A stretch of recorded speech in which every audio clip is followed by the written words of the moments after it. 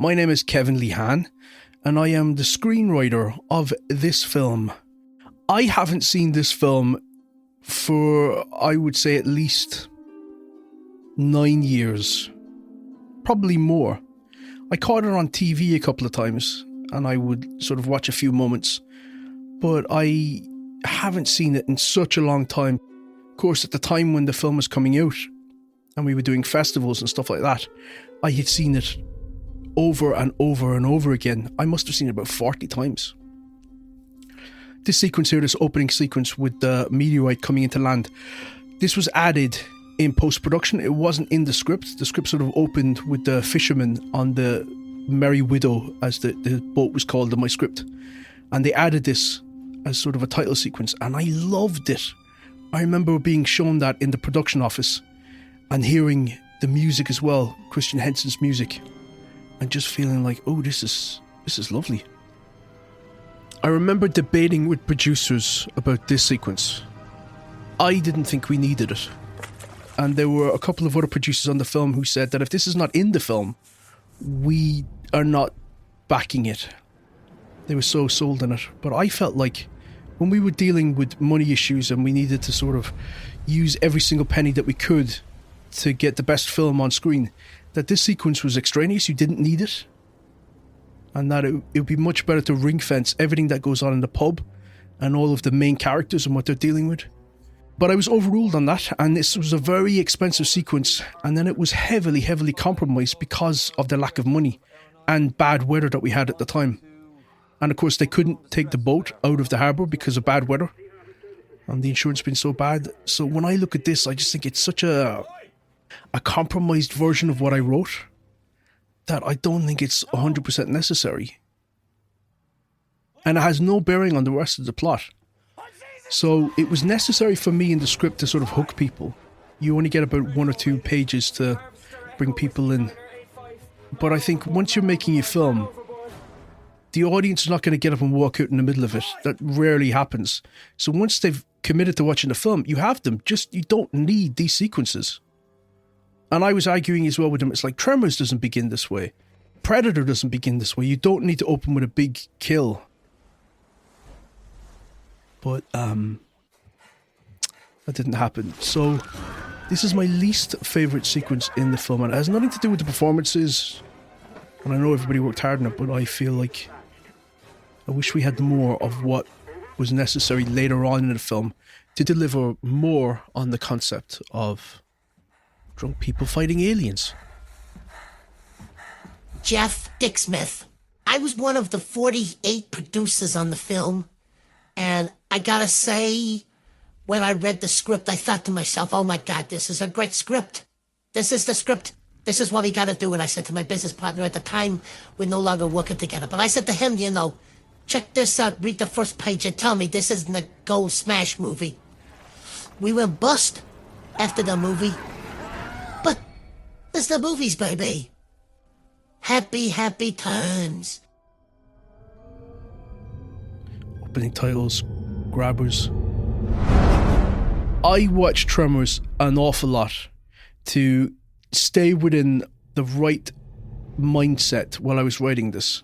I wanted something that was a good-natured horror comedy that was playful and joyful, and it was focused on the characters and had a sense of frivolity and camaraderie. But one thing I didn't take influence from Tremors about was the title. For some reason, when I watched the film, I thought that, and I thought it was a great strength of Tremors, was that they never explained the monsters, and they never figured out what they were. Them being called graboids, I didn't know that was common knowledge. So I felt that I could call this film Grabbers, and it wouldn't be too similar to Tremors. Ruth Bradley, she's so beautiful. Very talented as well. We didn't make any fucking money.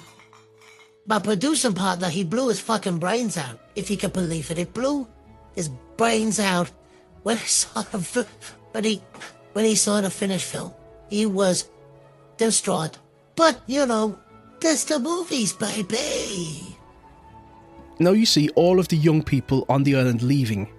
And I specifically wrote that in so that we didn't have to deal with children, with the premise of getting drunk. because I thought that was going... I think that's a bit heavy-handed. I put that in the script, and when it was mocked up, I thought that doesn't look like an Irish sign, and it looks too much like a sign from Jaws. Richard, lovely man. Simon Corcoran, Richard Coyle Stanton on this motion picture. It was a delight, I'll say. It was a very challenging production. As well as being a stand-in, I was also required to do many, if not all, of his stunts. And there's an age discrepancy between us. At the time of this production, I was 68, and that was quite challenging, you know. I worked on the picture for many weeks. Not all of them. I had a wonderful stand-in for myself as well. Midge was her name. She filled in for me during my hospitalizations. But it was really a remarkable time, and I have so many stories. I do have trouble recalling many of them because of the concussions. Pascal here. Pascal's from Cork. He knew my Uncle Tony, which was something that we learned in the hotel bar. Lovely man again. We had such an incredibly happy cast. They really all got on, and I think it comes true. I think it's one of the great strengths of the film is that the actors just had a ball. Of course, this wasn't commonly known at the time, and they did try to hush it up, but we were all genuinely pissed.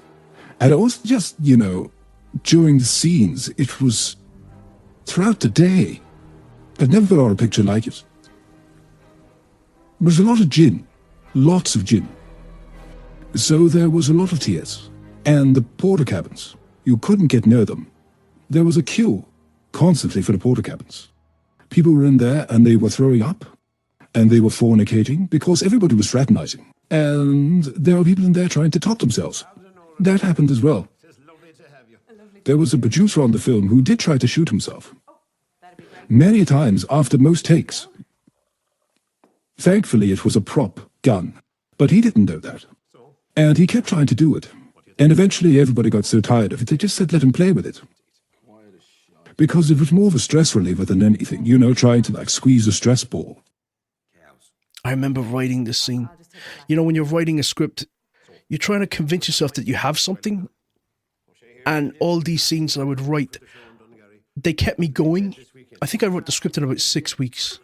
And I hit a wall about 4.5 weeks in. And I sort of backed myself into a corner, deliberately wrote myself into a tricky situation because I felt like if I can create a dead end in the story and the characters are clever enough to get out of it, then that'll be satisfying on screen. But I wrote the script pretty much straight through in 6 weeks. Midge McGonagall is my name.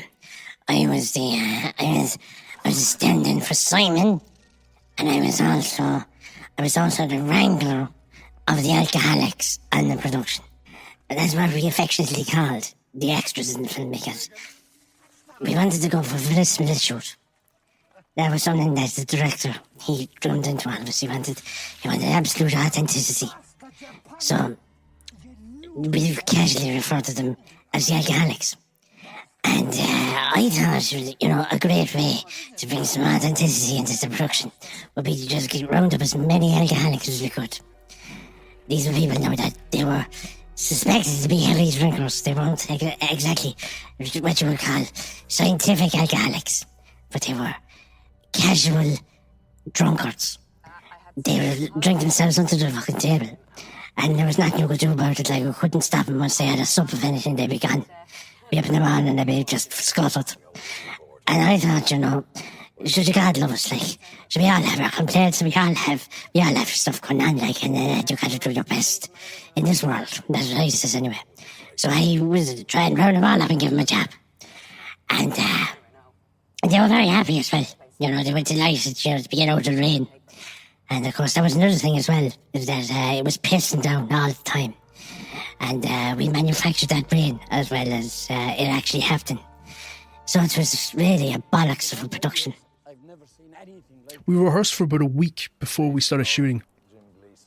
And I remember talking to the actors, and they were sort of saying that that's quite rare to get that. Richard had just done a film with Madonna, and he'd had that. But I think what benefited most from that week, it wasn't that we did any changes to the script. I was very, very lucky on this film in that we rarely made any major adjustments to the script, and I was the only writer on the film throughout the whole production. So even when I was making changes, I felt a sense of authorship over them. But what we benefited most from the rehearsal period was that the actors got to see how each other was performing, and they got to accommodate their performance to get in sync. And there was a nice equilibrium that was found from all the actors by sort of rehearsing together. Oh, wonderful. Wonderful. Where was We went through so many different alcoholics. Obviously, the story is about that. And we thought that, the best way to do it would be to bring in all the locals. And we had no trouble at all rounding up many alcoholics. It was a really fantastic production in that regard because you could pay them literal peanuts. And they were just so happy to have any bit of solid food at all. We had employed over 800, I think, by the end of it. And none of them were harmed in the making of the film, which I'm very proud to say, and I'm very proud of my track record as an alcoholic wrangler on the production. Later on, there's a sequence coming up where I fall off a roof, and I did that without a crash mat. It wasn't planned, obviously, but these are the things you do to make the movies what they are, which is a wonderful experience for everybody involved in making them and if those that are watching them. What's that? What is that? That. It's a hand in a claw position. It's a dead one of those. See that moment there with O'Shea where he goes, "What's this? It's a dead one of these." That was improvised. That was not me. It's a lovely moment. There's a few improvised moments in it. That's one of them. What's that? It's a dead one of those. And again, look, you can just tell that they're enjoying themselves. They're having the crack. The Irish crews, they're second to none, They like to have fun. These were the people that were recommended to us as the best of the best. And I gotta say, they were fucking animals. They'd have, open fist fights, bare knuckle boxing, that sort of thing, This happened all the time at catering. The locals would come round, they'd put their bets on, and the crew would beat each other half to death. You couldn't stop them. And the women, too. They would claw each other's fucking eyes out. That was part of their culture, We couldn't say no to that. I have a saying, and I say it to my wife all the time. I say, what goes on in this house stays in this house, okay? We had a bombs guy come on set once. One of the money guys, he came down, he said, "What the fuck's going on here? You can't do this. We're shutting this fucking thing down." And I said, "Okay, buddy, let me just have a word with some of the guys." I told a couple of the guys on the crew, and I said, "You see that fucker over there? He's trying to shut this picture down. Never saw him again. Neither did his wife or kids." We had terrible weather. Properly bitter Baltic weather where we were shut down for days and days because of blizzards. You don't get that. And we managed to get it. And unfortunately, when you lose days on an independent shoot like this, you don't get extra days built into the schedule as a contingency. It's sort of you either get it or you don't. So we lost stuff out of the film because we didn't have the days to shoot it because of bad weather. But the cast all were having a ball, and I think it comes through on screen. I remember writing this as well. Oh, it's funny. I remember going into the workshop to get fitted for the stunt padding that I was going to use for this sequence. And they said to me, "Simon, would you like to see what the grabbers look like?" Because they'd been working on these creature designs, and I hadn't seen anything. I hadn't even read the script. And I said, "Oh, yes, please." And I turned around and I saw this thing, and I thought, wow, that's hilarious. And they said, "No, Simon, that's Midge."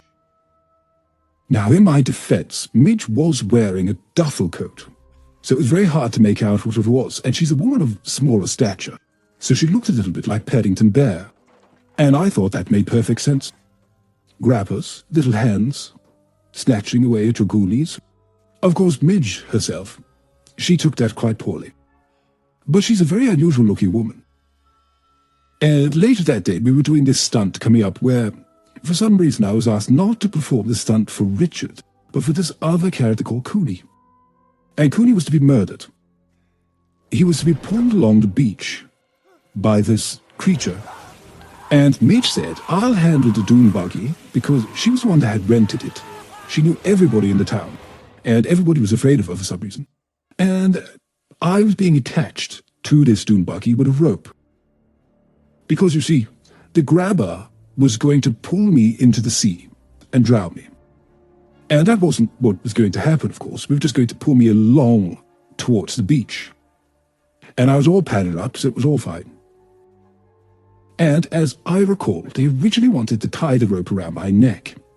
But Richard stepped in at the last moment and he said, you can't do that because I need him to do my stunts coming up.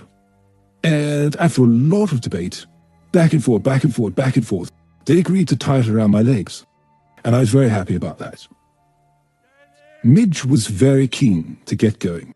And she was throttling the dune buggy, encouraging everybody to hurry up, to hurry up. And as soon as the harness was attached, she put her foot down. I don't even think they called action. And we took off like a rocket. And we went right past base camp. And there was a lot more rocks on that beach than I think anybody was aware of. And we kept going, and of course a dune buggy, it can go up and over the cliffs, and that's what we did. Because we had to get this shot, and I have to commend Midge for this. She was very committed. We kept going and going and going, and I, of course, could only feel the wind. I couldn't see much because I had to keep my eyes closed because of the dust and the gravel. And, of course, all I could smell was the diesel coming from the dune buggy and the smell of smoke coming from my costume. I kept calling out to Midge, and she couldn't hear me. She was playing music. But we did eventually come to a stop in a car park. And I have to say, I was very happy that I was padded up. 8 years I was waiting for him to go down on his knee. Have you ever heard the like of it? Brona Gallagher here. I was so ecstatic that we got her for the film. I remember pushing the director, John, really hard. I was like, get Brona, it's got to be Brona Gallagher, yeah, please. And she's absolutely brilliant. She did a rehearsal with David Pearce, who plays her husband. And I wish that we had recorded it because it was all improvised. And they were being interviewed by the director and he was asking them questions about their relationship and their situation and how they felt about each other and stuff. And they were reacting in character and it was hilarious. You know, they were talking about her family, it was her pub and he married into it and he's running it into the ground and all this kind of stuff. And they were so quick, so fast, so funny, and none of it was caught. Shot for sea monster today. Swear to God, may he strike me down. You don't believe me? Not a bit. I am no liar. Feck off, you! All right. Where is it? My bathtub. In your bathtub. I'm in the bath. I loved writing these characters. They're all kind of Cork characters, but they were then played by people from all walks of Ireland. I remember the table read as well.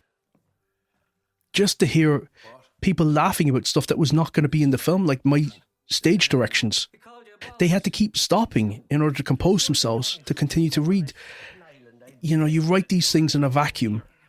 You have no idea if anyone else is going to share your sense of humour and is going to enjoy what you find enjoyable.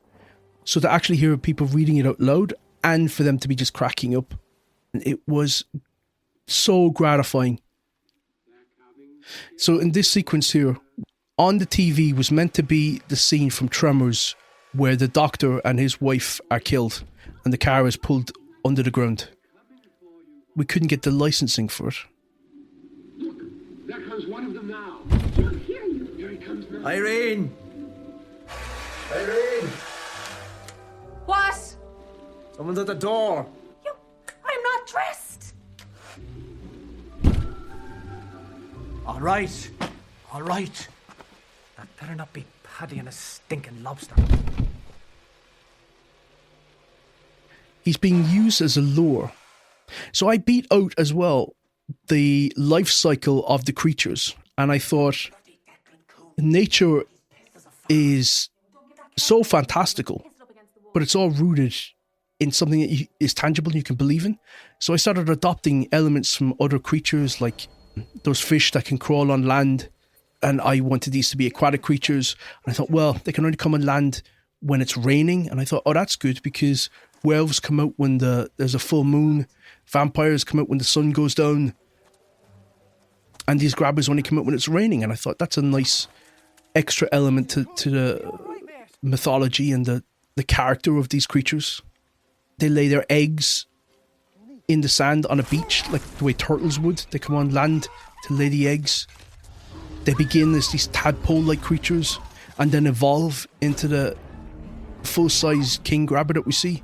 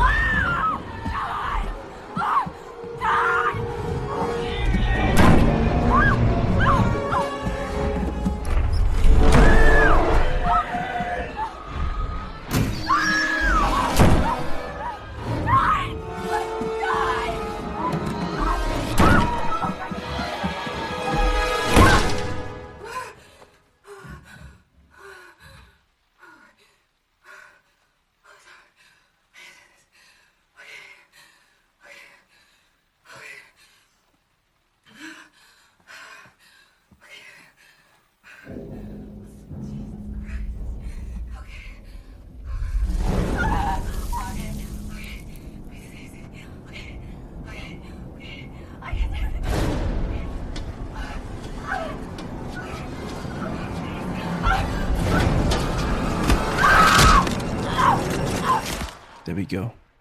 I remember writing that in the script, and all that's left are her orphaned fluffy pink slippers.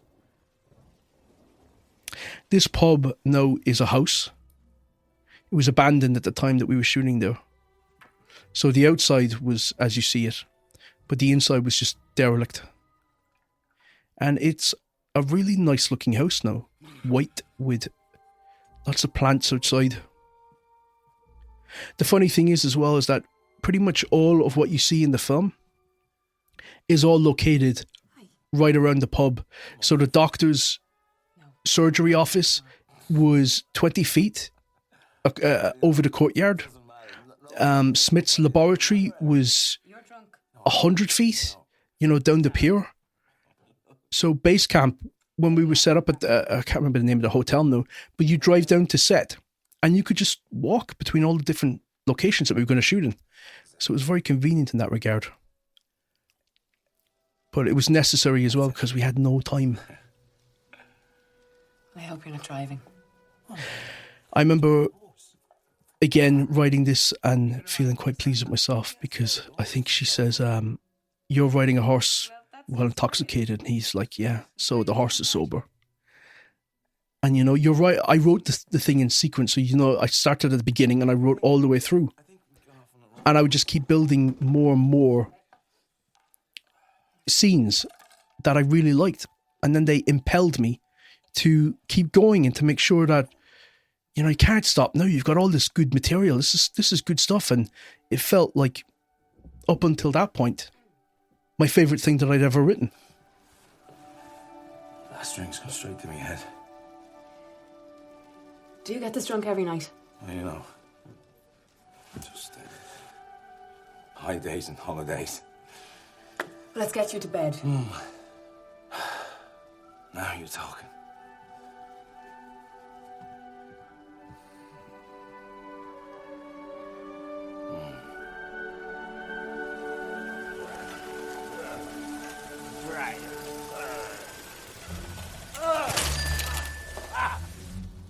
Maisie McDonough, and 'twas my house that they actually used as the shithole that Paddy in the movie lives in.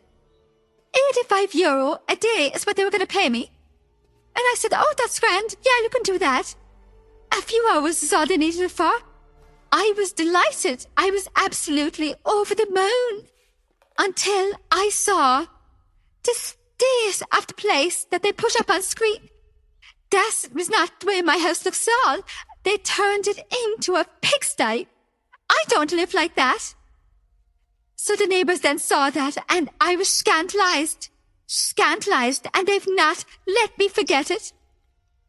They've sent postcards round with pictures from the film, saying, "There's your house, look at you dirty old bitch."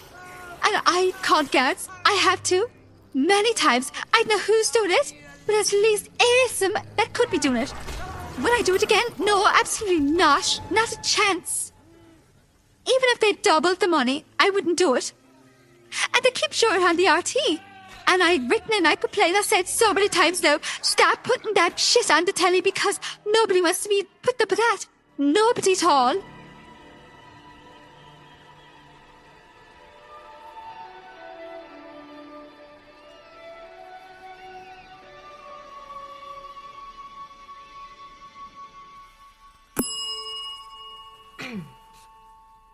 He says herself. Do I have something to sign? Oh, yes, the big one. Looks like it should be nice. We had an awful situation with seagulls. They're a terrible nuisance of a bird, you know. And for myself, they're quite fucking large. They're almost like the size of a condor, you know, to an average person. And so for me, I was like shitting bricks. I remember I saw one of them eat a rat whole. And then he ate the rest of it, you know. And then he come up for me. And I'd be like, "What the Jesus Christ, can we have one of that?" Yeah. I remember one day I spent a good 2 hours battering ball bearings at these boats. But they kept coming at me. They'd hunt you down, like. They're awful fucking creatures altogether. And I don't know why we put up with them.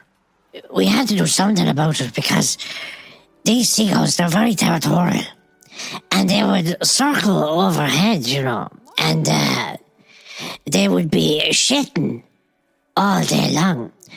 You couldn't get through a take, you know. And the hair maker people, they'd be going fucking spare.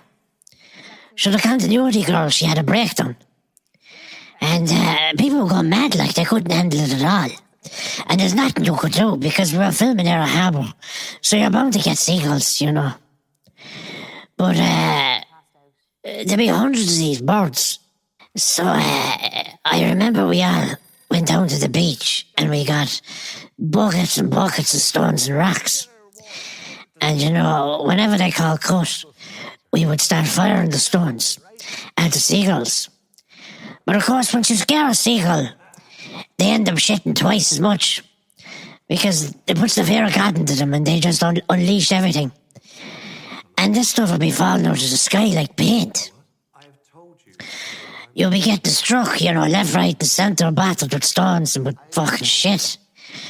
But it was the best. It was the best, you know, option at the time because we couldn't get hold of any firearms. We had a whip, and we had one of the production assistants, and his job was just to keep whipping the birds, you know. And there was a good 30-foot whip, and he'd go around and he'd be whipping at the air. I'd be like, "Go on, Tom, go on, get him." And that held them back, you know, because it was open warfare, and they were fucking coming for you, you know. Because I think they saw us as like easy pickings. And they felt like, "Oh, I'll have them, you know." And they'd no fear of the grabbers, like the big fucking puppets. So they'd be sitting on them, all the tentacles. And they'd be just chewing away on it and shitting all over it. That stuff's like battery acid, you know. So I don't know what we did, but eventually the situation got sorted. And we managed to go and move on. But for about a good fortnight, we were just covered in shit. I can't remember who it was, but somebody said we should go to the animal rescue centre and adopt some cats. Because what would scare off a bird more than a cat? So we took it in turns, and we went down, and I think we took about 40 cats out of the animal welfare centre. And that did have an effect, but not in the way that we expected. Because you see, seagulls, they're quite a big bird. And a cat, that's a nice meal for a seagull. So we lost a lot of cats. But what happened was, once the seagulls had been satiated and fed, they left us alone. So we got more and more cats, and that solved that problem. Lawler Roddy as Paddy. He was the first person cast, and I remember thinking he was going to be the most difficult one to cast because you can actually see Richard's breath here. It's so cold. It really was freezing. It was the worst winter that we've had in decades. It still hasn't been as bad since. Yeah, Lawler was the first person cast. He was going to be the most difficult one to cast because he would be a bit of a caricature. But he nailed it. And once he was cast, it was so easy then to build out everybody else around him because he didn't feel like a Paddy Wackery type character. He felt real, like you could bump into him and he'd feel like a real person, even though he's saying the most outlandish things and he's just this oblivious, curmudgeonly character on the make, as we'd say. That he was such a gift for us. And he's a lovely man as well. Do you think that grabber thing could have anything to do with those dead whales? What makes you say that? It's just a hunch, you know. You get hunches now? I remember him coming over to me and saying at one stage that we had dropped a couple of shots. And when I heard that, I thought, oh shit, they can't lose that. That's vital to ensuring that everybody knows that the people in the pub have survived. And I spoke to the director. It was kick, bollock and scramble. You know, people are like focused on getting what they can get to the best they can get it, as fast as they can get it, and staying moving.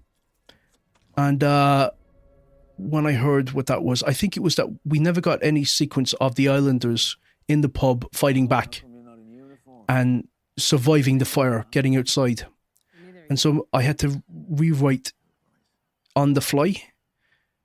I had to rewrite the ending, actually. That's another thing.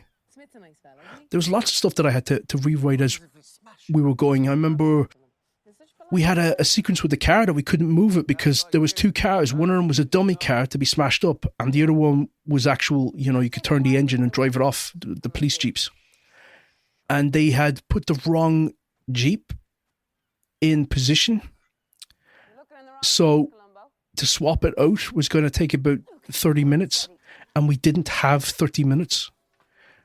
So it was cut from, it was my favourite stuff in the script as well. And it was cut from the script.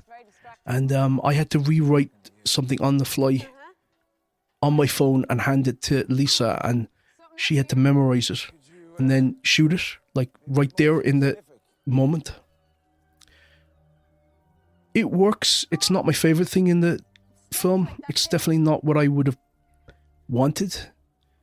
But, you know, a film is basically everybody's best compromise.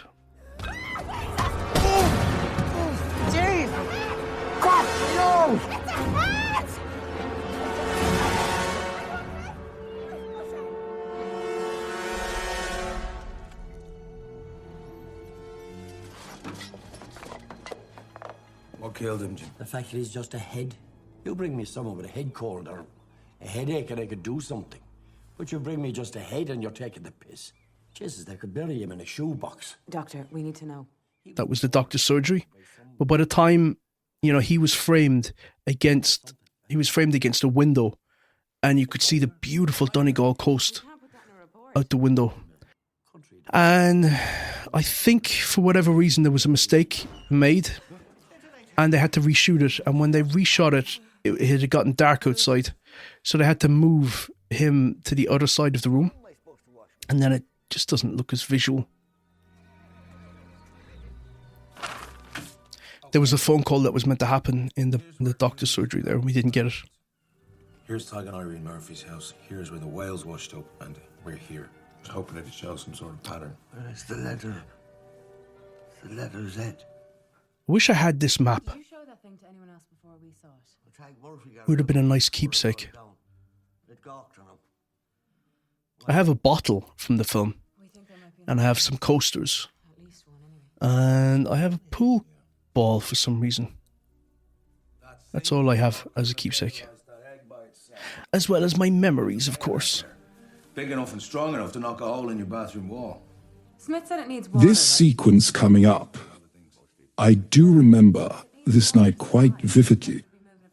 This was a set piece that had been added to the schedule at the last moment, and Richard refused to do the stunt.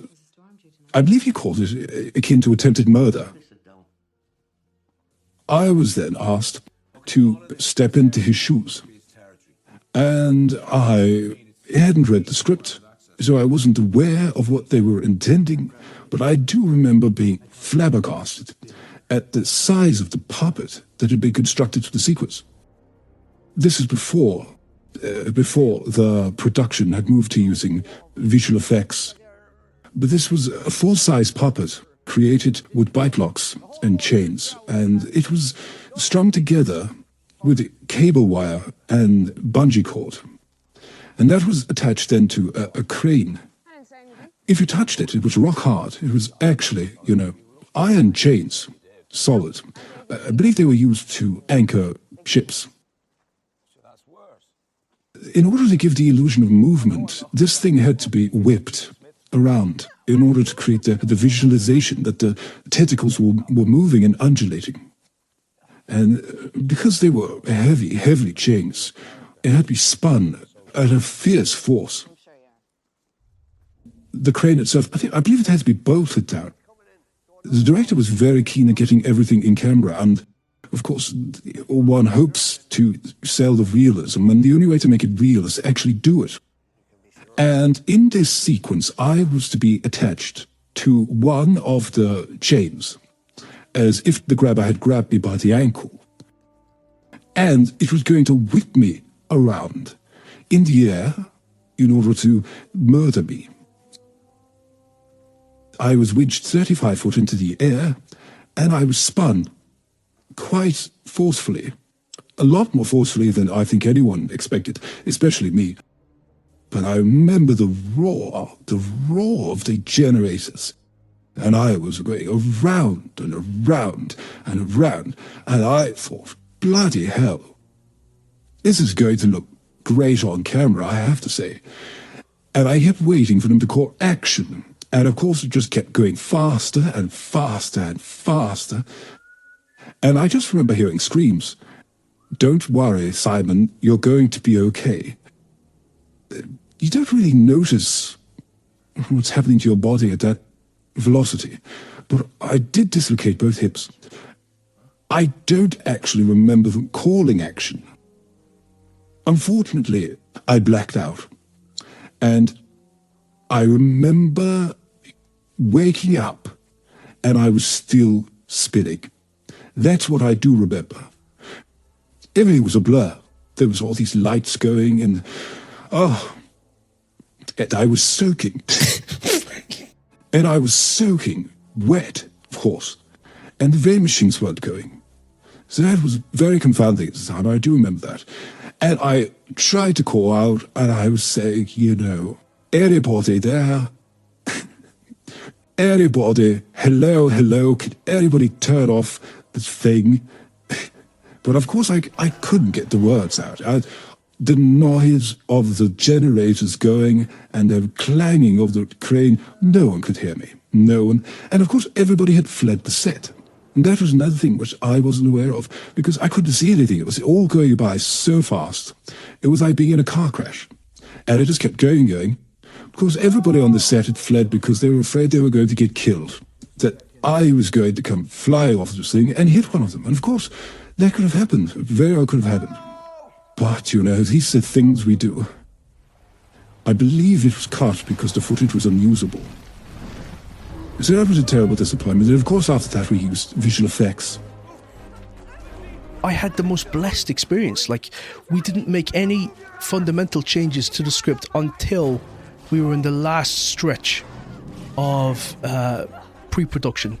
And then there was quite a lot changed to take it from a £5 million film down to a £3.5 million film. And I was okay with most of those changes because I was getting to make them. So if somebody else had done them, I would probably be a little more sore about it because they're compromises that I think aren't an improvement, but they are necessary. But because I was able to do them, I felt like I could keep them within this personality and the tone and spirit of the film, and that it would feel like it was a workaround that wouldn't sink the ship. Now, whatever it is gonna have to wait until the morning, all right? Now.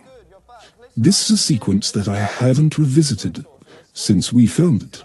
And the reasons for that are, this was the moment that changed the way that I look.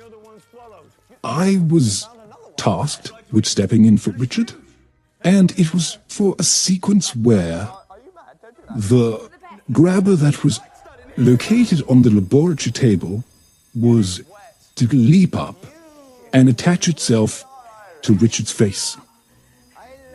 I was paid extra to do it, and I was happy to do that. The puppet that they were using, they weren't prepared to slingshot it across the laboratory, as they didn't have a second hero puppet. But what they did have, and the craftspeople on this production, they were wonderful, really, really wonderful. And they were geniuses at what they did, magicians. So this contraption that they were using in place of the hero puppet, they tested it out with a mannequin, and unfortunately it took the head off of the mannequin. Straight off. Went right through it. Of course, these mannequins were quite brittle and old. And they asked me, would I be willing for some extra hazard pay to step in front of the catapult and take this to the face? And I said, you know, whatever you need, darling, I'm there. And I had a lot of the crew actually gather around to watch this. This is quite a thrilling moment for everybody. It was scheduled for the end of the week, and for the end of the shoot, actually, because I believe they thought that this would be quite a big moment to go out on. The camera was to be over my shoulder, filming as this thing leapt up and went rocketing towards my face. With not much time to go, they manufactured this wonderful-looking puppet that was made from ladies' stockings. I believe 8 pairs of ladies' nylons, filled with rubber cement and ball bearings. And this was then placed upon a 2x4. And above the 2x4, from where I was standing, they hung a bag of cement. And they were going to drop the cement on the count of 3, and that would land upon the 2x4, and it would send this stocking straight across the room towards me. Now, I don't remember filming the sequence. I do remember the preparation for it, and I do remember the countdown, and I remember the cement falling, and I thought, bloody hell, I'm glad I'm standing where I am, because if that hit you on the head, God knows you'd be out for the count. Sadly, I don't think they used that footage in the film, as the camera was destroyed, smashed to bits. And now I'm standing in front of the camera, and I'm not sure what happened there. But I got that hazard pay, and I was glad to have it, let me tell you. €25. That was a lot of money back then. I did end up missing the wrap party, which was a terrible regret of mine. But apparently I had suffered multiple strokes, and they weren't sure that I was going to pull through. But I did, and it's a wonderful moment in the picture. And I'm so happy to have been a part of it. We got rid of the teenagers from the script. There was 2 teenage characters in there. Oftentimes losing cast members is a great cost-saving measure. So we lost those characters. There was a sequence where, instead of the cave, where the big grabber is found, it was a pit, a sort of a dugout pit in the sand. We lost that for the cave, which was easier to shoot. At the end, there was a golf course that was being built on the island. And that was under construction. And there was a cement pit that was being... There was a sort of foundations that were being laid. And at the end, the grabber was going to be buried in cement and dried out. And so Lisa, when she steps into mud at the derelict site earlier on in the film, that was actually meant to be cement. She steps into wet cement. And later on in the pub, when she looks at her boots, she sees this crusted cement and she thinks, hang on a second, we could bury it in cement. And they go back there. And of course, because these things need to be kept wet, the ultimate way to dry them out is to just bury them in cement. I didn't want to do them exploding into a fireball because I thought that's a bit too hackneyed and tropey. We couldn't do the cement thing, so that's what happened. It was also meant to be raining throughout that entire sequence, and we couldn't turn on the rain machines because of the mud that was up there, that it was going to be a health and safety issue and that people would be slipping to their deaths because we were right on the side of like a quarry. Those kind of changes where you know, they happen on every film, but I didn't mind them too much because I was writing them. But I had an incredibly fun, blessed experience. It's never happened again since. And I think because I had such a wonderful experience on this film that the universe had to rebalance itself and think, okay, we're going to make everything else that he does incredibly torturous and frustrating and heartbreaking. It's funny. I used to walk around that set and I would think to myself, soak it all in, soak it all in. And I think because I did that, I can transport myself right back there. And it feels like we were just there yesterday. This was a scene that when I wrote it, you know, I talk about writing the whole thing in one go from beginning to end. But the first sequence that I wrote was the flip side of this scene that happens later on in the bar where they're all, you know, showing what weapons they can muster. And that was the first thing I wrote, and I thought, yeah, I've got something here. Unfortunately, the character that had the most cut was Brona Gallagher's character. And it was nothing to do with the performance. It had to do with the schedule again. This is why making films has become so difficult, because you need more time to get everything that you've written. So oftentimes her stuff would be at the end of a setup, and we just run out of time. We wouldn't get to it. She had a line that used to crack me up, where she looked down at the pub after seeing all the little grablings sort of make a mess. And she said, oh my God, look at the state of the carpets. It was funnier on the page. This scene here now was done in one take. We were losing the light, as I think you can kind of see.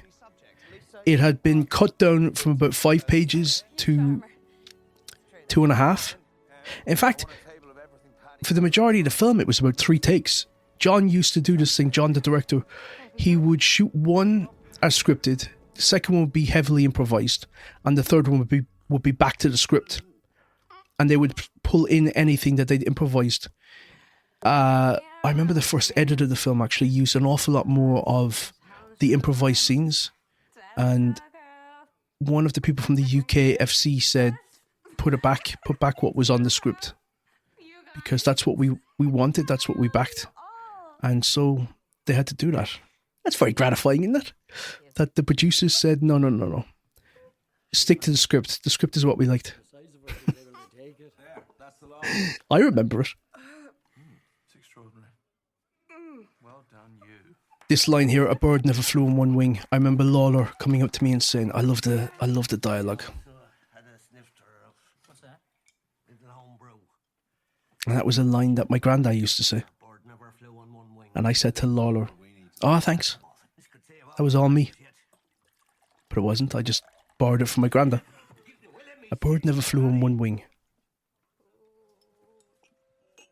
The nice thing about the film is that it doesn't look dated. The fastest way to date your film is to use technology. If they were holding phones now, and I had it in the script at one stage where O'Shea says, has anybody got a phone on them? And everybody takes out 2. Those would have been like Motorola phones at this stage. 2010 phones. Or those little tiny little iPhones. And then you would have immediately thought, oh, this is an old movie. But now it looks like this could have been shot 2 years ago. Roots Lisa is a formidable character, and she's really the protagonist of the story. And she doesn't require saving at any stage. In fact, she's the one that saves O'Shea. And that was, scripted, and that was what I intended. I didn't want to have her be a damsel. She's a foil, but in so much as that for the first half of the script, O'Shea is a foil for her. And I liked being able to flip their characters in the second half of the script. One of the things, though, that I had written into it that changed because of the chemistry that Lisa and O'Shea had, or Richard and Ruth had, was that I saw them more as buddies, and I wanted this to be a buddy comedy. And it became more flirtatious. We had a lot of trouble on the set, with rats and birds and cats and drugs and drunk people fighting each other, or all sorts of crazy shit I can't even get into for liability reasons. But the most destructive thing you can have on a set is a fucking writer. I remember John Landis read the draft that I had written before we went into production, and he said there's one thing I don't believe, and that is that they could round up all the island to come, because I had all of them making phone calls and rounding people up and saying there was going to be a free lock-in at the bar and to definitely come. And he said, that's the only thing I don't believe. So then I thought, well, what the hell am I going to do in order to get everybody rounded up in a way that is economical and doesn't become an extended sequence and add so much more into the schedule? And I thought, okay, well, it's set at the weekend. So, you saw at the beginning where the families are going away for the long weekend. Then they're gone to Mass. It's Saturday night. It's Saturday evening Mass. So therefore, they're going to go to the church and tell everybody to come straight from the church down to the pub. By doing that, we ended up with the ubiquitous Irish priest in an Irish film. But it was the most economical way that I could think of to explain how they got everybody into the pub without having to do many, location jumps. So I changed that because of what John Landis had said. George Scott. I was one of the alcoholics was busted. I've never seen the film. I've never seen it. I couldn't even get a ticket to the premiere. No tickets gone. Could you believe that? I drank myself fucking sick. I think I was hungover for about 3 months after the film. And they were serving us piss. It was that foreign piss. We couldn't get a decent pint out of them. But, fucking hell. I was just going to crack no else then. Do you know I never saw one of the fucking grabbers? I don't know what. I don't know why we were all meant to be fucking scared of. There was no fucking grabbers. There was not. I didn't see a fucking grabber for the whole fucking time I was on the film. I was looking around. I was Fishman something. I can't remember the name though. Everybody here now is genuinely having the crack. They were playing music on set. They were all... This is where the film comes alive. I love her just swinging the point. This was the first thing I wrote, this scene, and I thought, yeah, I've got something here. I have to keep writing this film because this was cracking me up. I did a load of lines, and they all got cut out. They cut every fucking line out of the film for me. Every fucking line that I had to say, it was cut. Half my lines was just I had to let a fucking belch out of me. That was it. I don't know what it was, but a load of the alcoholics, they were fucking wandering off and you couldn't fucking find them when you needed them. So the continuity was fucked. But what was I telling you anyway? As much as there's stuff in the film that does make me cringe, I'm actually charmed by the film. And I was dreading doing this commentary because I thought, this is going to be quite painful. What kind of cop doesn't have a gun, I said. The writer says to me, he says, we don't have guns in Ireland. I'm like, buddy, I've seen the fucking news. I know where I am. You motherfuckers are shooting each other every goddamn weekend. What are you talking about? You don't have guns. He said, those are terrorists, not cops. I said, buddy, we're not making a fucking documentary here. It's a film. You gotta give the people what they want, you know, and the people want fucking guns. You couldn't give these guys any notes. They think they know it all. I said to him, have you sold a movie before?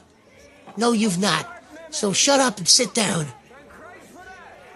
I saw the relationship between O'Shea and Lisa as like a buddy comedy. And everything that you see in the script is as it was. There's no change. The only difference was that at the end of the film, they kiss. And in the script, they don't kiss. There was no kiss at all. They had the same dialogue. They're walking along together. But I left it so that if there was to be a kiss, it would happen after the film. And maybe it happened, maybe it didn't happen. But yeah, I love the chemistry between the two of them. I love this very tender moment. Okay, if there's no guns in Ireland, point to me where there's fucking aliens. You're not dealing with serious people here. But, I acquiesced, and we ended up not using guns in the picture. A big mistake, I think.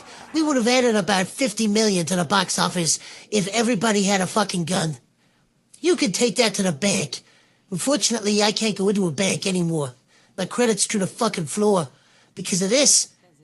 So one of my favourite films of all time, and the one where I had almost a religious out-of-body experience, is Jurassic Park. And of course, in Jurassic Park, they're sat in a Jeep in the rain until a T-Rex comes. And that was a big inspiration for me. I saw Jurassic Park when I was 12. And I remember walking out of the cinema and thinking, I want to do that, whatever that is. I want to be a filmmaker. I want to make films. I want to make films like Jurassic Park. And no matter what else, I at least got to make this a reality. It's a movie about fucking aliens, and they're complaining to me about guns. They want to keep it realistic. What are you talking about? The fucking aliens come out of the sky and the people get drunk and that's the movie. Give them some fucking guns, it'd be fun. But you come to a compromise. I took the writer to lunch and I banned them from the set. That was the end of that, This is where the film really comes alive for me. And as I said, this was the stuff that people were paying to see. So I wanted more of this, and there was a lot more of it in the script. But we had to shoot everything you see at night around the pub. And there's a lot of sequences that happen, between the Jeep getting smashed up, the big grabber turning up, them jumping out the window and speeding off, the doctor getting killed, Smith getting flicked away off the island, Brian coming out with a super soaker, ray machines going. This was shooting split days, so we were shooting in the morning time, the stuff at the lab, the stuff with the doctor at the surgery, and then going to lunch and coming back and shooting for another 4 or 5 hours, the night stuff. So everything you see outside the pub was shot in about 20 hours. I've never worked on a picture where everything has gone the way you want. Hindsight's 50-50. Most movies I work on, they're a piece of shit. This ain't that. It ain't Lawrence of Utopia, but it ain't a piece of shit. It was 5 nights, and they weren't full nights. They were like from 4:30 to 9 o'clock. Why do you drink so much, Karen? It's a miracle that we got as much as we got. And one of my favourite sequences got cut, and I remember trying to convince the director not to cut it and to shoot it a certain way because it was going to get a big laugh. because it was in my head that it had to look this way and it would just land. The punchline would land. And it was cut. And I remember him walking over to the monitor and he was avoiding looking at me. Because he knew that we'd spent months and months of me like saying, please don't cut that. That's a trailer moment. You have to have that. And it was basically Lisa. She gets behind the wheel of the Jeep. She's pissed drunk. We've been building up to it. So you have a policewoman who's drunk driving a police Jeep. And there was so much more action and japes that happened with the big grabber and her ramming into it and driving the wrong way, driving into it, and it's, you know, almost swallowing the car, and one of the little ones got into the back seat. This was all like the stuff that, you know, the film comes alive. And I remember seeing this with an audience, actually, one of the early screenings, and the people would lean forward in their seats because they can feel it coming. It's in the script, it's building up, and then it wouldn't happen. The Jeep wouldn't start. And I could just feel everybody like sort of like, oh, I thought we were going to get into fifth gear and we're still in third. So that bothered me. I'm allowed to say that. I'm allowed to say that bothered me. Anyway, I had to keep a brave face on and not let anybody know that I was absolutely crushed that we had just thrown away the best sequence in the film. One of the best sequences. Now, this is a moment in the film that gets a very big reaction from audiences. I remember seeing this with a sold-out crowd in a back alley theater in Japan. And they're very big fans over there of tentacle pictures. They were vibrating in their seats, and they would scream, these orgasmic screams, you know. They were just so enthralled and touched, you know, very, very touched and moved. Everyone was taking out hankies and tissues, you know, so they found the ending very moving. So that was very gratifying, you know, and unforgettable. I'm still thrilled to bits with the film. You know, I'm very, very proud of it. As much as I'm almost mortified to watch it, I love these little things. They were called jumpers in the script, but in the end, I prefer the name grablings. And I would have called them that if I thought of it during the scripting process. So I went grabbers and jumpers. But I prefer grabbers and grablings now. So they're little grablings. And they're modelled on the fleshlight. The director was very keen on adding this suggestive, disgusting sexualised imagery. And I hadn't thought of that. So he wanted the mouth of the grabbers to look like an anus. And I was like, oh no, okay. I saw it more like a saw blade. The visual effects still hold up.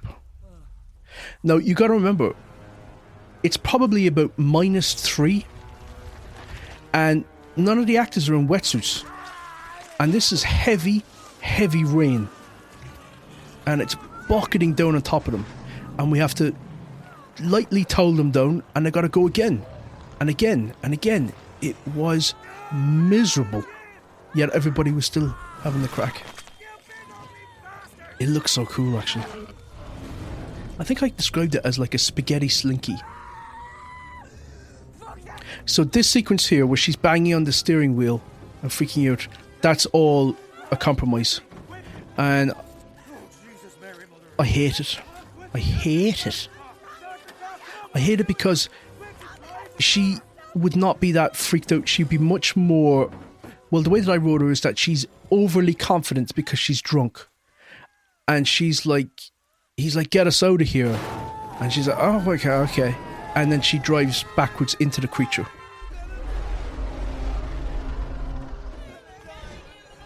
And there was more here with Brona Gallagher as well. Now I'm starting to sound like I'm complaining, but I'm not. I love this sequence. This is where it captures the energy of what I wanted for much of the second half of the script.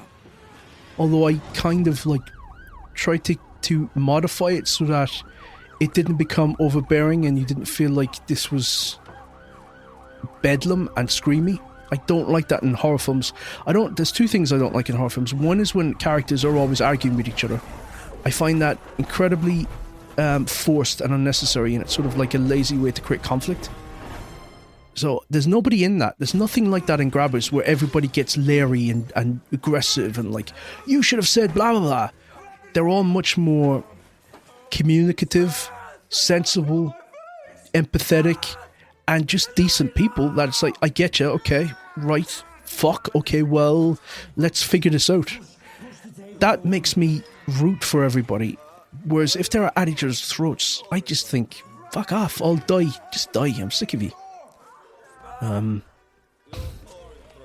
It's so strange looking at the film though after all these years. I love how cozy the bar looks. And this was a set in Belfast. We're dry.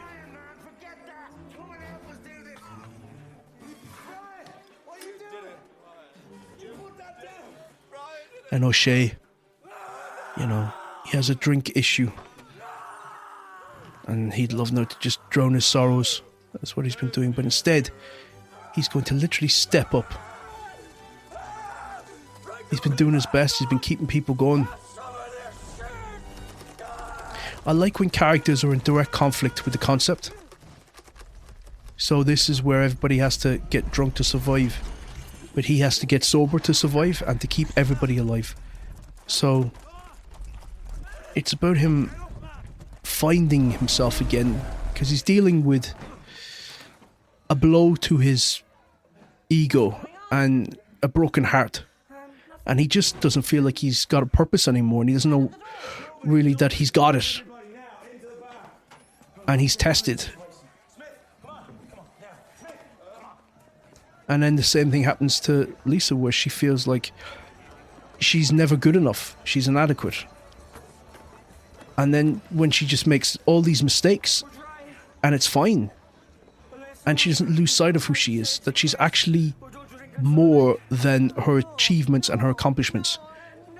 She doesn't need to overcompensate, that she's enough.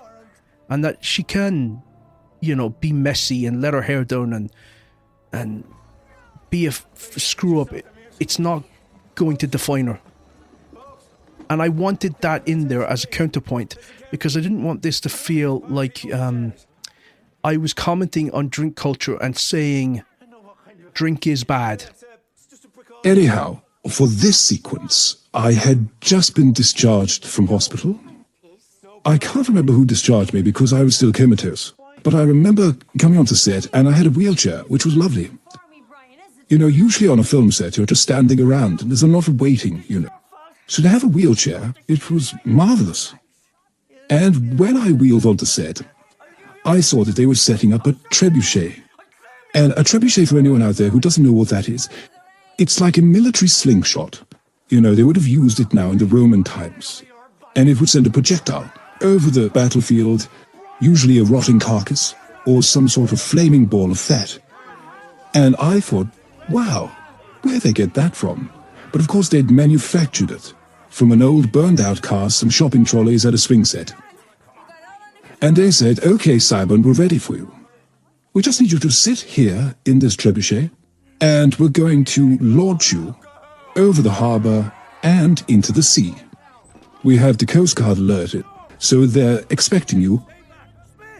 So it was an easy job for me, really, because all I had to do was survive. So they winched me out of my wheelchair, they placed me in this trolley, and I believe this was because they needed to have a reference shot of a carcass being flung up into the air, as was going to happen to the character of Smith in the film. Of course, they replaced all of the footage that I shot with a digital recreation. But that digital recreation was based on my carcass. So I was sat in the trolley and the set was cleared. Everybody took cover, for health and safety reasons. And just before they're about to pull the lever, one of the special effects wizards came and said, have you weighed him? Because I had been losing a lot of weight on this production. Because once you're on heavy painkillers, you tend to lose your appetite and get quite bunged up. So I was down to about 6 stone, I think, at this point.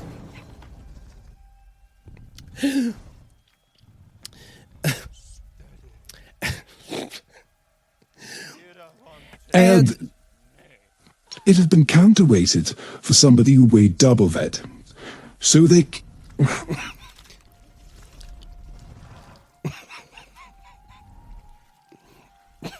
Okay. So they filled my pockets with rocks. And it was a lot of rocks, I remember that, because I couldn't actually sit up in the trolley. And Midge was the one, that's right, now I remember. Midge was the one that cut the rope with the machete. And that set me flying off, you know, rocketing into the air. And I remember I went very high, very, very, very high. And that's right, I remember everything got quiet, apart from my screaming, you know, and that's an involuntary response, you can't control that. It's not like diving into a pool, we'll say. It's more like belly flopping onto concrete.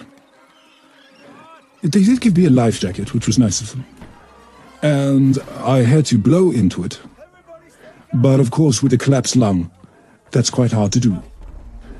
And of course, with all the rocks in my pockets, it was very hard to keep my head above water for the rest of the night. But as an actor, you know, we're used to that. So the Coast Guard did eventually find me.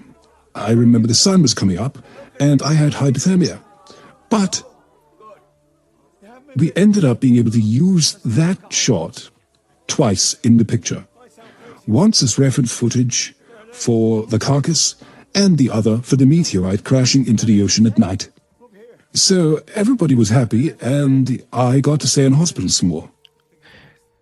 So the themes of the story, you know, they have to be there for me to feel like I have a reason to tell this, so it's not just a skit. Do you know this is a very fucking long film, isn't it? Is this the director's cut? It's very long. It's going on and on and on and on and on. There was actually a sheep that was built, and it was quite funny to see it being swung at the door, and it was calling back to what happened with Cooney, where he was being used as bait, but it looked so terrible that they cut it. There's a few things that were shot that they didn't look right, so they got cut for that reason. There was a character in it, she's one of the characters that stands up in the church and I think she says there's a free bar or something like that, where she goes up to Brian, and Brian is trying to he's trying to compliment her on her weight in order to figure out what she does weigh, to be able to give her the right measurements of beer, because he wants to get them drunk enough, but he doesn't want to kill them. And him sort of trying to suss out how much she weighs was quite funny, and that got cut because I don't think that the actor sold it as well as the director wanted it to be sold. And it needs water. We took away one, we could take away the other. What do you mean? We need to keep it away from the water. Dry it out somehow. Look outside. There's got to be some way we can stop it. Fight fire with fire. So here she looks at her boots, and that was meant to be cement. But I don't think it comes across. I don't think you get what's going on here. You know, sometimes I think to myself, knowing what I know, would I have made the same choices? Would I have made this picture today? Probably not, you know, probably not. I don't get parole till 2028. So it's unlikely, you know. But it's still a good script. I read it again the other day before we came in here. It's a good script, you know. Good script. I don't know why we changed so much. Still think we should have had fucking guns. I remember this actor coming up to me and saying, "Can I ask you a question? Why did you call him Father Potts?" And I said, it was just a name that didn't clash with any other name, so it stuck out. And when you're naming characters, you don't want to have any that sort of sound the same, or they feel similar. So it's like Cooney, O'Shea, Lisa, Brian, Una, Father Potts. They don't clash with each other, but they feel of a whole.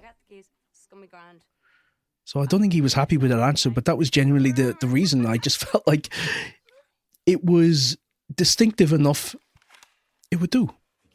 This sequence here always got the biggest reaction from an audience. And I think because it's tangible, I think everybody feels... It's like when you see somebody get a paper cut. That almost stings more than seeing somebody get cut in half with a machete. So yeah, every time she accidentally pulled the trigger, the audience would gasp. An old classic trick of the stunt woman falls down the stairs, and it's funny though, it works. I love this sequence. And this is where I wanted to make sure that Lisa, she's the drunkest of the lot of them. So of course she has to be the one that they all have to rely on, because that's great comedy. And it's one of my favourite sequences in the film. Of you.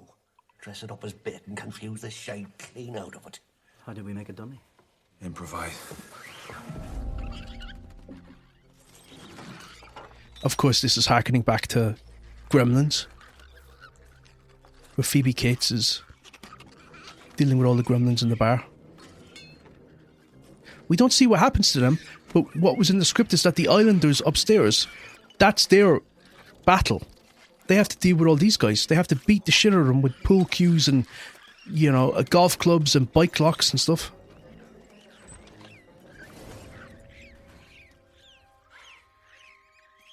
But again, you get what you get.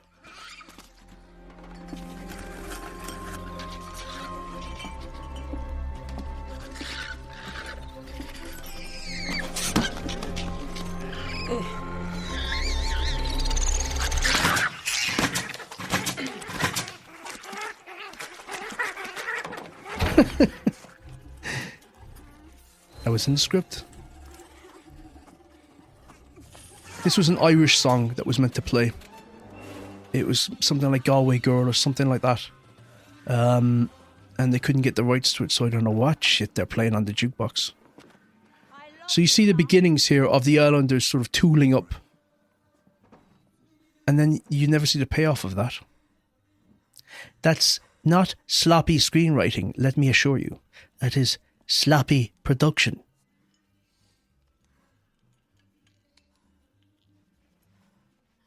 So this was the sequence where I felt I hit a wall.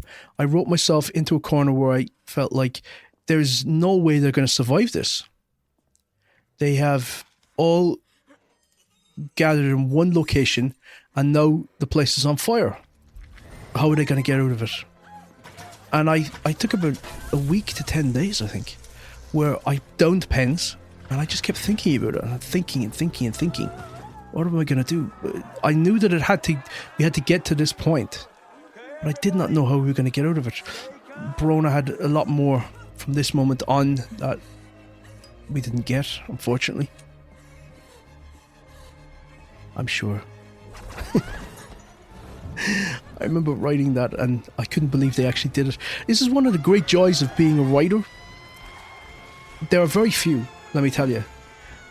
But it's such a wonderful feeling to write something and be the first person in the world to experience it. To hope that people, as I said earlier, see it the same way you do and enjoy what you're putting out there.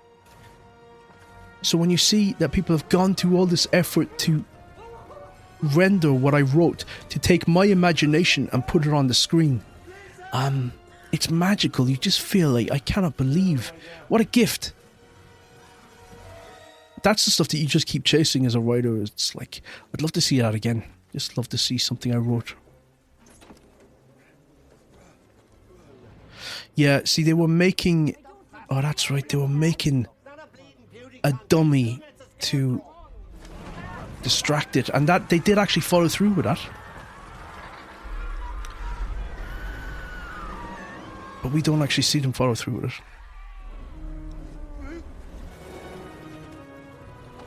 I remember the temp score for this was E.T. You know, as they're escaping on their bicycles. And it was brilliant. It was so exciting. Couldn't we have gotten John Williams to loan us that music? But one of my favourite things about the film is Christian's score, actually.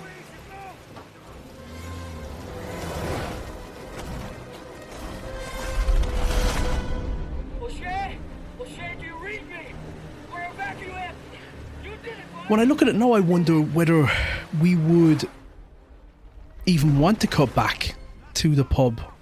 But I felt it was necessary to see the islanders have their own battle.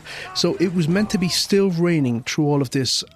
And one of the location managers said, like, we just can't do it. It'll turn into like a swamp.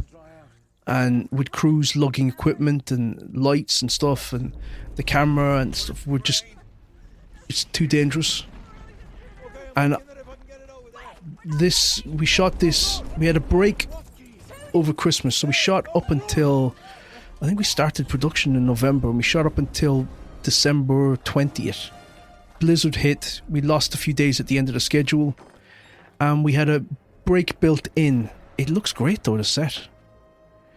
We had a break built in over Christmas, and we were to come back and we were to shoot the rest of it, in, I think, late January, early February.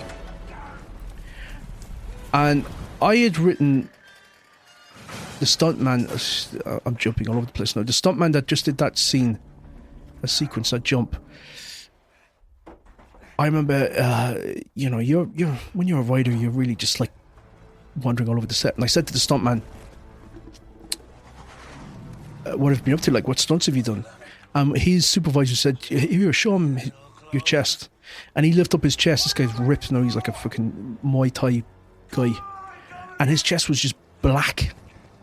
And it was from that jump that you just saw. And I thought, aren't you guys padded up? And he's like, yeah, but it still hurts. And I thought being a stuntman is like, you know how to do the stunts without getting hurt. It's like, no. Our job is to get hurt when we do the stunt. And still get the stunt, you know. So here we go. So in another movie, this would be Lisa that's getting injured. and O'Shea has to save her. But I wanted to spread it evenly between the two of them. The JCB here that you see, I got a loan of that off a farmer that I know up the road. I swore up and down, I said, you know what, we're going to need it done for a couple of hours. I mean, life to Jesus. Nothing bad will happen to it. We only need it for a couple of hours. And sure, they took it and they drove it into a fucking ditch. They drove the fucking thing into a ditch, and I didn't know that at all. I thought they were just going to dig a hole with it, but sure, they fucking threw it into a ditch and they left it there. And it sat in that ditch for 3 fucking months. And I had to keep making excuses to him. I was like, oh yeah, I'm on my way up there now, I'll drop it in there. And, oh God, sure he did it for the fucking farm. And I didn't know what to tell him, so I just, I did a fucking runner. I had to go. I couldn't show my face, I was fucking mortified. And I couldn't say to him, do you know where your JCB is now? It's in the bottom of a fucking ditch. And they set a light to it and they blew it to fucking bits. But I couldn't say that to him, because he was going to fucking take the head off me. But it all worked out in the end, because he went out of business not long after that, and sure, he was one of those bachelor farmers, so he was reeking in depression, and sure, didn't he end up blowing his own head off with a shotgun. So that was grand then, I didn't have to worry about squaring anything there. So it all worked out in the end. Over the Christmas, I had to rewrite the ending to make sense of the fact that it was no longer raining. So I had obviously set up that the rules of the grabber were that it only comes out when it's raining. So essentially this is like a vampire movie that's taking place during the daylight. I was like, well, you're breaking the fundamental rules of the creature here, because it has to be wet. And I thought, oh, we're fucking screwed. Like, everyone's going to realise we've just broken our own rules. And nobody really noticed, or if they did, they never said anything. But I thought, well, you've got to figure out something else. If it's not going to be cement that it gets buried in. And I thought, well, I'll just go back to the alcohol. We'll have Paddy's Poutine. That's pure alcohol. Chuck that in its mouth. Have a drink. Shut your hole.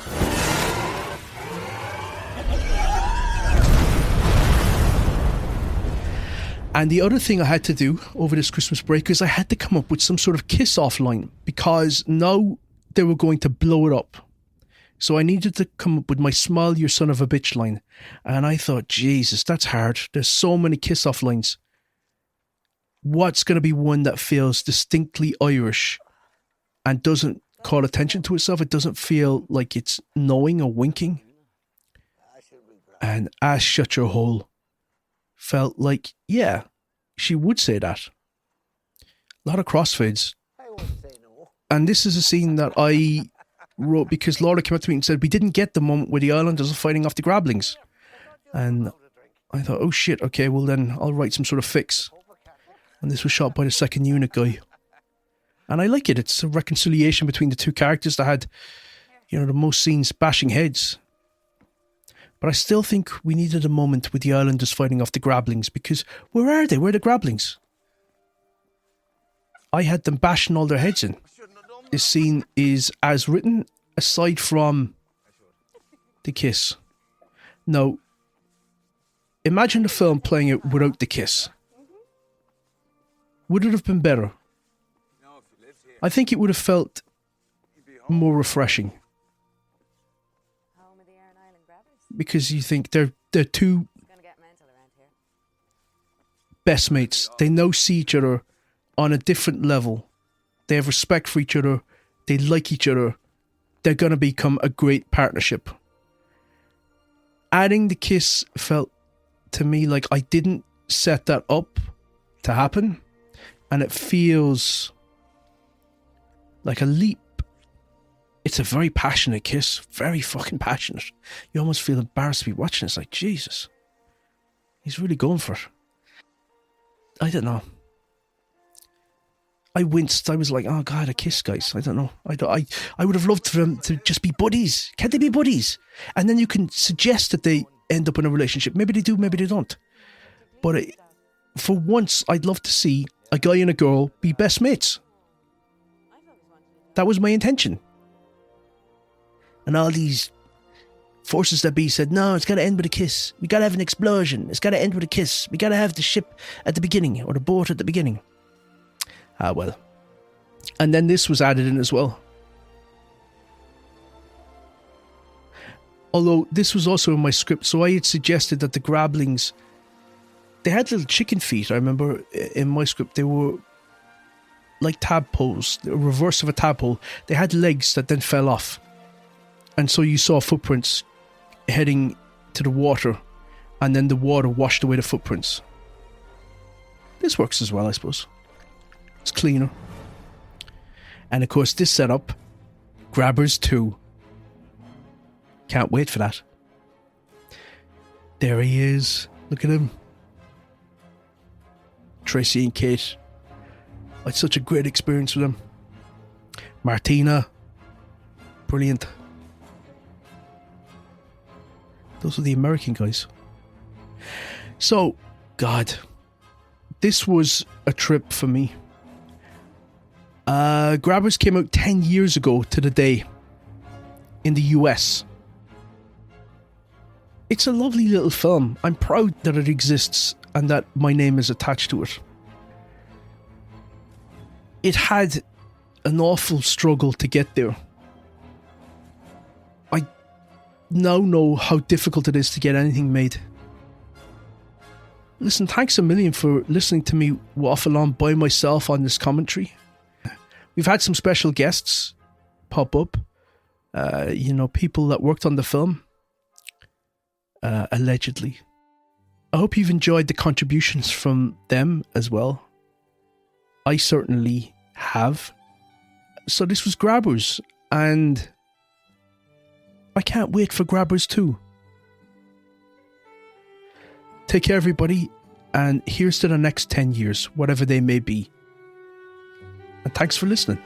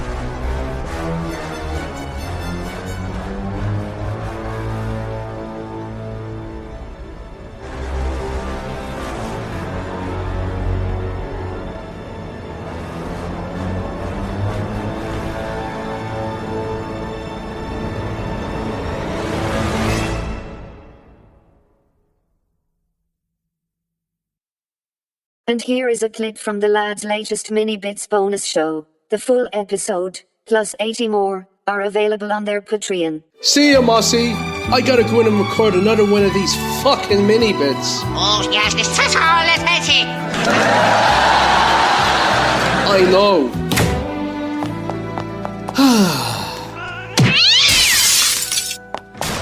What are you doing? Right now, on the Academy screener site, and I hit play, because there's only a few films on it for the first month or two. There's only like about less than 10 films on it. And Guy Ritchie's The Covenant is on here. So I hit play on that, and I'm hearing we're out in Afghanistan, and I'm hearing all the dirt, and I hear vehicles, and I hear the sound effects of characters walking. But when characters open their mouths, I don't hear any dialogue. Mm-hmm. Oh, there's no dialogue. They've uploaded the wrong audio track. It's like that Tom Cruise trailer where it was just the sound effects. Have you met an SP?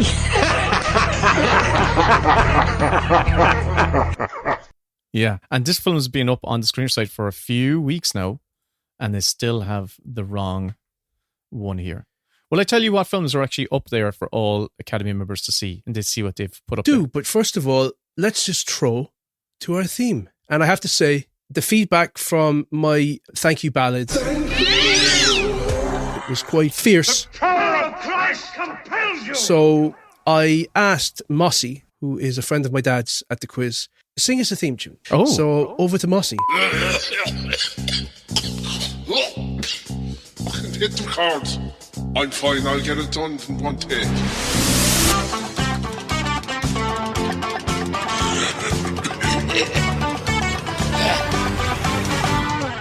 It's the Mini Bits. Oh, podcast, what will they say? With Will and Kevin Cock. Their best fucking podcast. That'll do. That'll do. My God. Thank you, Mossy. You would make an angel weep. That voice would make an angel weep. Telling you. Beautiful. Beautiful. Boolabus. It only cost us 2 months patron money, so, you know. Is that all? Money well spent, in my eyes. Yeah. I mean, you can't get much for €20. Will, you were telling me before the intro that you were looking at stuff on the Academy Screeners website. The Academy Awards. So for official members, yes. So they don't send out DVDs anymore. So how you do all your streaming stuff is all via the Academy website. And the streaming season has begun, which is exciting. So it means for the rest of the year... Did it ever end? It does end. It does. After the Academy Awards, there's about 2 weeks, and they take all the films down, and then they begin again at the end of August, and they all start coming up. So it's a whole new collection of hopefuls. So how many films are on there? Right now, about 10. Actually, 10 exactly. I can tell you the 10. Oh, go on, tell me. John Wick 4. For the Oscars. Oh, because there's like... Yes, because they're adding in stunt category, aren't they? Are they adding it in? Is the stunt category being added? I believe they're adding in some sort of stunt category. Breaking news straight from an Academy member's mouth. Because they're adding in stunt category, aren't they? Slash film. I don't know. Did I read this in an article? I feel they were. I felt they were. Have long overlooked stunts, and my God, it's pure artistry. Yeah. And it is incredibly, well, these days, it's all fucking rubber computer generated avatars. That's why we should that's why these people should be getting their Oscars when someone's actually gone out there. Yeah, go back, absolutely. Go back and give it to your man from Mad Max who broke his legs. Give it to Richard Farnsworth, who was a stuntman and starred in The Straight Story. Yeah, Richard Farnsworth was a career stuntman. Oh. Absolutely. Wasn't that also the case with Machete? What's your man, Machete? Danny Trejo. Danny Trejo. Is really? It Trejo or Trejo? I always call him Trejo, but he just says, call me Danny. I was going to say that back to you. Nah. I was like, just weird. Because we just call him.